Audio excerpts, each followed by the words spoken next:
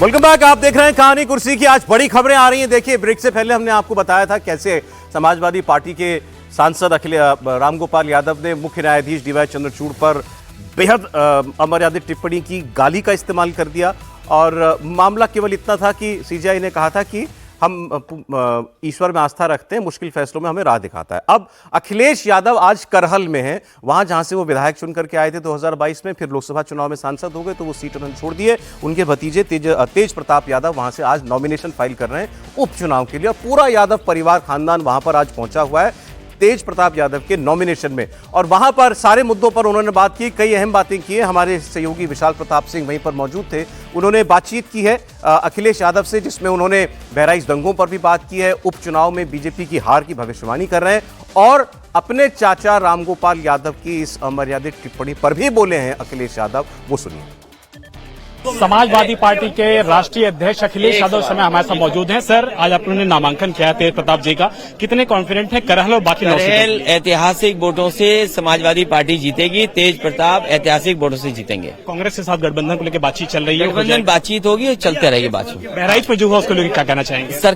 सरकार दोषी है, सरकार ने जानबूझ करके होने दिया, और अगर सरकार की गलती नहीं होती तो पुलिस पे क्यों कार्रवाई की है सरकार ने? सीजीआई को लेकर के जो बयान दिया गया उसको लेकर हम सीजीआई का सभी लोग सम्मान करते हैं। तो सभी लोग सम्मान करते हैं और सीजीआई को लेकर के जो बातें बोली गई उसको लेकर के अखिलेश यादव ने खंडन किया और उनका कहना है कि जिस तरीके से तेज प्रताप यादव ने आज नामांकन किया है, सभी सीटों को लेकर के वो बेहद कॉन्फिडेंट हैं कि उत्तर प्रदेश में भारतीय जनता पार्टी को वो हराएंगे। और कांग्रेस के साथ गठबंधन को लेकर उन्होंने कहा कि अभी उनकी बातचीत लगातार जारी है और गठबंधन हर हाल में होगा और ये दो पार्टियों के बीच की बातचीत हो, ये आगे देखा जाएगा। क्या नाम है? मनोज कुमार के साथ विशाल प्रताप सिंह, इंडिया टीवी, मैनपुरी।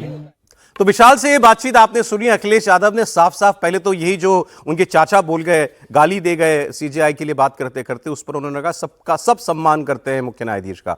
बहराइच दंगे पर भी उन्होंने बात की है। बहराइच में जो हिंसा हुई और हिंदू यात्रा में जो शामिल एक शख्स था उसकी मौत हो गई।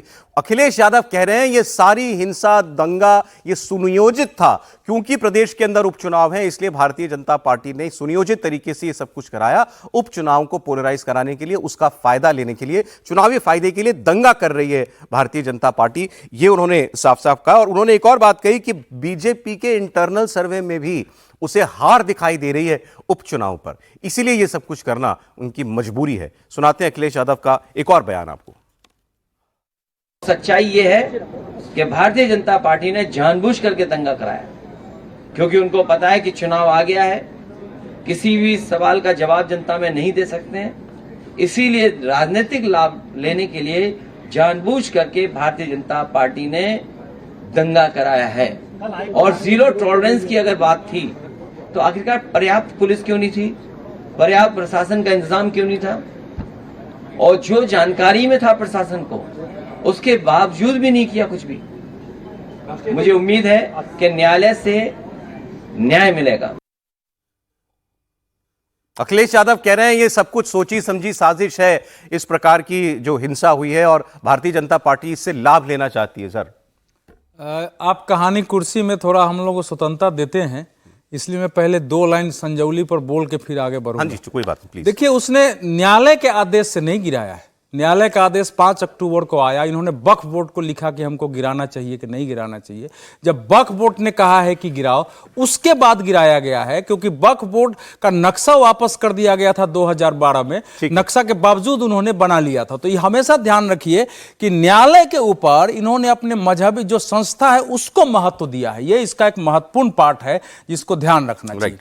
अब हम दूसरी बात देखिए, अखिलेश जी उत्तर प्रदेश के मतलब दूसरी सबसे बड़ी पार्टी से, अगर विधानसभा में देखें, लोकसभा में सबसे बड़ी पार्टी के नेता हैं। एक जिम्मेवारी होती है कि किसी विषय पर हम क्या बोलते हैं, पार्टी की आलोचना करना एक अलग पक्ष होता है। क्या बहराइच हिंसा में जो कुछ भी शुरू में हुआ, किसी भी स्तर से किसी निष्पक्ष व्यक्ति को पूर्व नियोजित दिखाई देता है? क्या यह पूर्व नियोजित था कि वो वहां से डीजे बजते जाएगा, वहां डीजे को रोका जाएगा कि मस्जिद के सामने मत बजाओ, फिर उसमें मारपीट होगी, फिर उसमें से झंडा उतरेगा, फिर रामगोपाल मिश्रा ऊपर चढ़ेंगे, फिर उनकी हत्या हो जाएगी? तो घटनाओं को आप एक पक्षीय बना के जब प्रस्तुत करते हैं तो उससे जो देश में सांप्रदायिक तत्व हैं, जो हिंसक तत्व हैं, उनको इससे बल मिलता है। और बल मिलने से आपको वोट मिल सकता है, नहीं मिल सकता है, अलग पक्ष होता है, लेकिन उससे समाज प्रभावित होता है।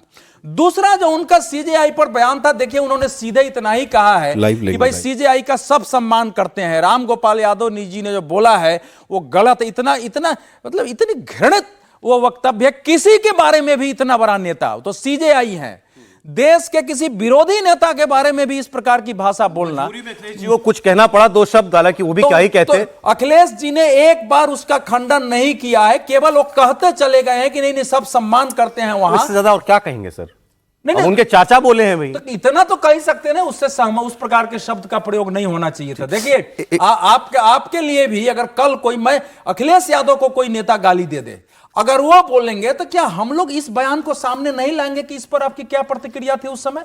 इसीलिए कह रहा हूं कि समय रहते अगर गलती हो गई है उसको नहीं सुधार किया जाता है तो आपके एक बार जरा उपचुनाव के नामांकन के लिए तेज प्रताप यादव जो पहुंचे हुए हैं, जरा करहल का हाल हम ले लेते हैं। विशाल प्रताप सिंह हमारे साथ जुड़े हुए हैं। दो खबरों की बड़ी चर्चा है आज। पहले एक की बात कर लें कि यहां एक तरफ समाजवादी पार्टी नॉमिनेशन कर रही है, पूरा यादव परिवार पहुंचा हुआ है, दूसरी ओर कांग्रेस से बात इतनी बिगड़ गई कि कांग्रेस अब कह रही है हम चुनाव ही नहीं लड़ेंगे, आप ही लड़ लीजिए सभी 9 सीट।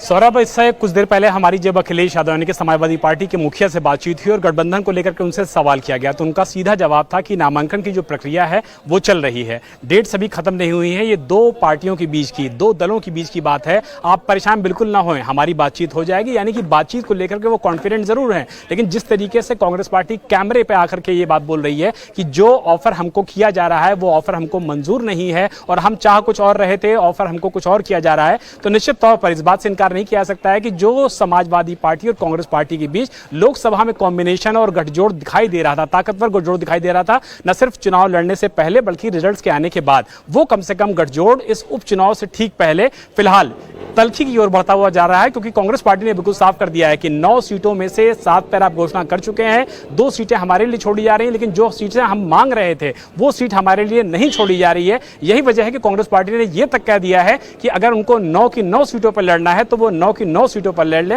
लेकिन समाजवादी पार्टी के लिए भी दुविधा यह है कि जो कंसोलिडेशन वो वोटों का चाहते हैं, अल्पसंख्यक वोट का हो या बाकी वोटों का हो, तो ऐसे में कांग्रेस पार्टी उनके लिए मजबूरी है और कांग्रेस पार्टी के लिए समाजवादी पार्टी मजबूरी है। लेकिन फिलहाल बातों की तलखी बढ़ी हुई है और मैनपुरी के उपचुनाव में जब नामांकन होता है तेज प्रताप यादव, अब जरा ये भी बता दीजिए विशाल, आज तेज प्रताप सिंह के नामांकन में कौन कौन पहुंचा है तेज प्रताप यादव के? सौरभ, लगभग पूरा परिवार मौजूद था। अखिलेश यादव मौजूद थे, इसके अलावा डिंपल यादव हैं, मैनपुरी से ही सांसद हैं, मैनपुरी के ही कलेक्ट्रेट में नामांकन हुआ था, वो मौजूद थे। चाचा शिवपाल यादव मौजूद थे, शिवपाल यादव के बेटे हैं, सांसद हैं आदित्य यादव, वो भी मौजूद थे। प्रोफेसर राम गोपाल यादव भी मौजूद थे, जिनके की बयान की लगातार हम लोग चर्चा कर रहे हैं। और इसके अलावा अगर बात किया जाए तो तेज प्रताप यादव खुद वो कैंडिडेट हैं, परिवार का अहम हिस्सा है, तो लगभग पूरा परिवार यहाँ पर मौजूद था। और परिवार ने बाकायदा दिखाया भी है कि करहल जो उनका गढ़ है, जो उनका घरेलू सीट है, वहां पर वो न सिर्फ एक दिखना चाहते हैं बल्कि सामने जब आते हैं मीडिया के तो भी पूरा परिवार बैठा होता है मीडिया के सामने भी बातचीत करने के लिए। तो एकजुटता का संदेश जरूर दिया जा रहा है। करहल समाजवादी पार्टी के लिए मजबूत सीट भी मानी जाती है, इसमें भी कोई दो राय नहीं है। तो परिवार ने एकजुटता दिखाई है, लेकिन कहीं ना कहीं प्रोफेसर रामगोपाल यादव के एक बयान ने तो रामगोपाल यादव ने परेशान कर दिया अखिलेश यादव को। दूसरा, परिवार में एकता अपनी जगह पर, गठबंधन एक दिखाई नहीं दे रहा। विशाल, फिलहाल शुक्रिया आपका। पहले इसी पर बात कर लें। आज तेज प्रताप यादव का नॉमिनेशन हो रहा, मैं आपको एक लिस्ट लेकर के आया था, मैं आज 14-15 नाम है, इसमें सब परिवार के लोग हैं, किसी ना किसी पद पर हैं, ये बात मैं करूंगा। लेकिन पहले सर, ये कहा जा रहा है कांग्रेस अब कह दिया है भैया आप ही लड़ दो, सब छोड़ो हमारे लिए, क्या वो 2 सीट छोड़ी जो हम कभी जीते ही जमाने से। मुझे लगता है ये कांग्रेस के लीडर्स जो हैं, इंडिया टीवी का ये कहानी कुर्सी का है, ज़्यादा देखते हैं। उसमें जिस तरह से ऐसी सुझाव दिया था आपने? नहीं, मैंने नहीं, समीर जी ने जिस तरह से रिएक्ट किया था कि भाई वो 2 सीटें दिए जहाँ पे कांग्रेस की जमानत जब्त हो जाएगी, वही बात है। तो वो उससे ठीक से आपको बोल देनी चाहिए इनकी जी, वो तो समाजवादी ने कहा है कि लो 2 सीट जाओ और जमानत जब्त कराओ। तो इससे वो शायद बहुत आहत हुई है कांग्रेस के नेता और उस पर कर रहे हैं। देखिए, परेशानी जो अपने सहयोगी विशाल ने बहुत अच्छे से बात कही कि समाजवादी पार्टी छोड़ भी देती, लेकिन उसको लगता है कि कहीं इससे नुकसान ना हो जाए, जो कांग्रेस का माइनॉरिटी वोट है या जो और वोट है उसकी भी उनको ज़रूरत है, इसलिए वो समझ रहे हैं कि किसी तरह से कुछ किया जाए। और मुझे नहीं लगता कि वो बहुत आसानी से कांग्रेस को छोड़कर ये काम करेंगे, चाहेंगे कि किसी तरह से एका सीट का कोई और इधर उधर होना हो तो वो कर ले, कांग्रेस को साथ लेकर वो लड़ेंगे, क्योंकि उनके लिए वो 5 सीटें जीतना भी बहुत महत्वपूर्ण है। उससे आगे ये खासतौर से मिल्कीपुर को लेकर भी वो जिस तरह की लड़ाई हो रही है, जो अभी भले ही नहीं हो रहा चुनाव, उन सबको ध्यान में रखते हुए समाजवादी पार्टी को आज कांग्रेस की भी जरूरत है। इस सीट पर भले ना हो, जहां इस पर नहीं है, भले करहल की जरूरत ना हो, लेकिन और जगह पर जरूरत है। अब घर की सीट तो बहुत सारी है उनकी, लेकिन ये भी घर की एक सीट है उनकी। अखिलेश यादव कन्नौज सांसद, डिंपल यादव मैनपुरी सांसद, शिवपाल यादव जसवंत नगर विधायक, रामगोपाल यादव राज्यसभा सांसद, धर्मेंद्र यादव आजमगढ़ सांसद, अक्षय यादव फिरोजाबाद सांसद, आदित्य यादव बदायूं सांसद, तेज प्रताप यादव पूर्व सांसद मैनपुरी जो आज यहाँ से विधायकी का चुनाव लड़ रहे हैं, अपर्णा यादव बीजेपी में आ गई, ये विमेन कमीशन की उपाध्यक्ष बनाई गई, अभिषेक यादव, उनको निकाल दीजिए, उनको इसमें मत शामिल कीजिए। अभिषेक यादव जिला पंचायत अध्यक्ष है, इनको मैं नहीं जानता। सरला यादव है कोऑपरेटिव बैंक की प्रतिनिधि हैं। संध्या यादव बीजेपी में आ गई नेता हैं। अरविंद यादव ब्लॉक प्रमुख करहल हैं, इनको मैं नहीं जानता हूँ। शीला यादव डीडीसी मेंबर है। लेकिन ये सब परिवार के लोग हैं। लेकिन मैं एक चीज थोड़ा सा आपको ऐड कर दूं कि मुझे लग रहा है ये लिस्ट बहुत छोटी हो गई है। हाँ, कम है बहुत, क्योंकि मुझे याद है मुलायम सिंह जी जब नेता हुआ करते थे, समाजवादी पार्टी के अध्यक्ष थे, तो एक बार मैं वहां गया था, तो करीब करीब 30-35 सदस्य जो है किसी न किसी संगठन, मतलब जो परिवार के केवल परिवार, ऐसा नहीं कि गांव के परिवार को कष्ट होगा, आपने इतनी छोटी लिस्ट कैसे दिखा दी? परिवार के 30-35 लोग करीब करीब उसमें थे, जिसमें वो ग्राम पंचायत के लेवल पर, प्रधान के लेवल पर, बैंक के लेवल पर, सहकारी बैंक के लेवल पर। ऐसी भी क्या मजबूरी है भाई? अजय कह रहा है, लेकिन ये तो ज्यादातर लोग चुने हुए हैं, इसमें आपको क्या आपत्ति? नामांकन इसमें ज्यादातर लोग तो चुने हुए लोग हैं, तो इसमें क्या आपत्ति है आपको?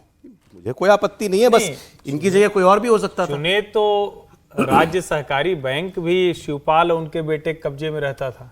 ये जो सूची आपको, इसका जो क्षरण दिख रहा है ना, एक तरह से कहें कि जो कम हुआ, स्लिम हो गई है, थोड़ा डाइट वाइट ठीक कर लिया है, जो हो गया इसकी वजह से, क्योंकि सत्ता का जो एक प्रभाव रहता है उसकी वजह से जो मोटापा आता है वो कम हो गया। ये सही बात है। इसकी वजह से सत्ता में नहीं है भाई 8 साल। अगर ये सत्ता में होते 30-35 लोग उस तो वक्त फिर थे, ढेर सारे कोऑपरेटिव बैंक और डिस्ट्रिक्ट से लेकर स्टेट तक, और मुझे याद है कितने नंबर थे वो तो ठीक ठीक याद नहीं है। आप बता रहे हैं 30 नंबर थे। जब मुलायम कितने लोग थे, तो विलेज डेवलपमेंट कमेटी में भी इनके घर परिवार का होता था। ये जो सगे भाई हैं वो तो ही है, रामगोपाल जी एक चचेरे भाई वो हैं। उसके अलावा विलेज डेवलपमेंट मतलब जो ग्राम पंचायत, ग्राम प्रधान की जो 5-6 लोग वीडीसी मेंबर चुने जाते हैं, बीडीसी नहीं, उसमें भी होते थे। और इसको आप इस तरह से भी देख सकते हैं कि मुलायम सिंह यादव थोड़ा परिवार लेके साथ में चलते थे, बड़ी ताकत के साथ चलते थे। सत्ता मिलती थी तो अपने परिवार के सब लोगों को बांटते थे, तो इसमें बुराई इसमें एक चीज मैं जोड़ दूं, क्योंकि मैं उनके आपको नहीं बुराई दिख रही आज? नहीं, इसी के लिए तो साथ में रहते हैं, और क्यों रहते हैं भाई। शिवपाल जी खूब गुस्सा किए, खूब अपमान का घूंट पिए, प्रगतिशील समाजवादी पार्टी बना लिए, और जब समझ में आया कि टाइम फिस हो गए तो अखिलेश जी की फिर महानता गाने लगे। देखिए वो भी विधायक है, वो तो खैर अपनी ताकत से है, लेकिन बेटा सांसद किसकी ताकत से? वो तो अखिलेश जी की ताकत से। तो मुझे लगता है कि ये भी होता है, लेकिन हाँ, शायद भारतीय राजनीति में इतना बड़ा परिवार नहीं होगा जो एक साथ सत्ता। और इनको थोड़ा इंतजार करना पड़ा तेज प्रताप को ना।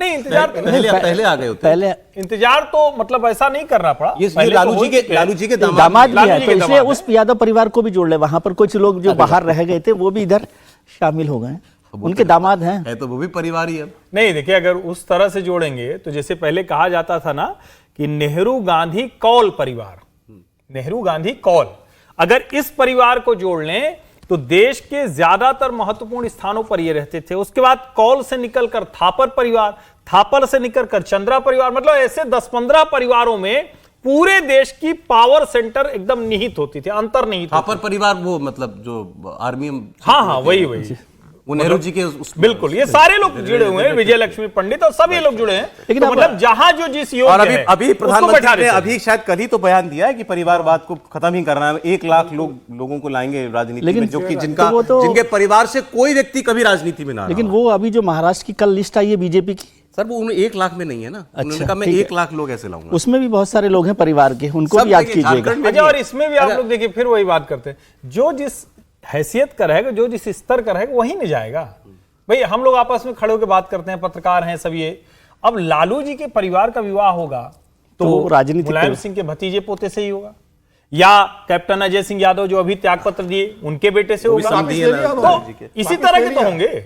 उन्होंने कल वापस वो फिर पार्टी में आ गए ना शायद। नहीं, वापस ले लिया कैप्टन अजय ने, बोल दिया कि मैं अंतिम सांस तक सोनिया गांधी जी का भक्त रहूंगा, मेरे से मैं कांग्रेसी हूं। सर यूपी की बात, दो खबरें, जैसे मैंने कहा कि कांग्रेस कह रही है कि हमें नहीं लड़ना, 2 सीट आप दे रहे हो, हमें नहीं चाहिए, आप 9 की 9 लड़ दो। दूसरा, बीजेपी 9 सीटों में से ऐसी चर्चाएं हैं कि इवन 8 तक पर ओबीसी और दलित लड़ा सकती है।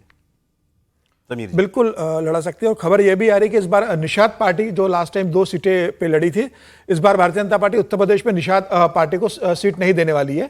सिर्फ एक सीट जो है मीरापुर, जो जयंत चौधरी की रही है, वह एक सीट जयंत चौधरी को मिलेगी। भारतीय जनता पार्टी बाकी सभी सीटों पर चुनाव लड़ने वाली है। संजय निषाद तो दिल्ली में होम मिनिस्टर से मिलने की कोशिश कर रहे हैं। नहीं, इसलिए मिलने की कोशिश कर रहे होंगे, लेकिन उन्हें बता दिया गया है कि इस बार भारतीय जनता पार्टी चुनाव लड़ेगी, क्योंकि सारी सीटें बहुत महत्वपूर्ण है भारतीय जनता पार्टी के लिए, और इस बार उन्हें सीटें नहीं देने वाली है। देखिए, जिस तरीके से उत्तर प्रदेश का परिणाम आया, उसके बाद भारतीय जनता पार्टी और खास तौर से मुख्यमंत्री योगी आदित्यनाथ के लिए ये जो 10 सीटें हैं, हालांकि अभी मिल्कीपुर का चुनाव डिक्लेयर नहीं हुआ है, 9 सीटों पर जहां चुनाव होने जा रहा है, वह एक प्रेस्टीज पॉइंट बना लिया है वहां पर भारतीय जनता पार्टी ने। और भारतीय जनता पार्टी की कोशिश होगी कि किसी भी तरीके से ज्यादा वहां पर सीटें जीती जाए, जिसे संदेश दिया जाए कि जो लोकसभा का परिणाम आया था वो तात्कालिक था, उसका असर खत्म हो चुका है और अब 2027 के लिए हम पूरी तरीके से तैयार हैं। जहां तक कांग्रेस की बात है, तो कांग्रेस जो कह रही है कि बातचीत, तो देखिए कांग्रेस की बातचीत का तो आप तरीका देखिए।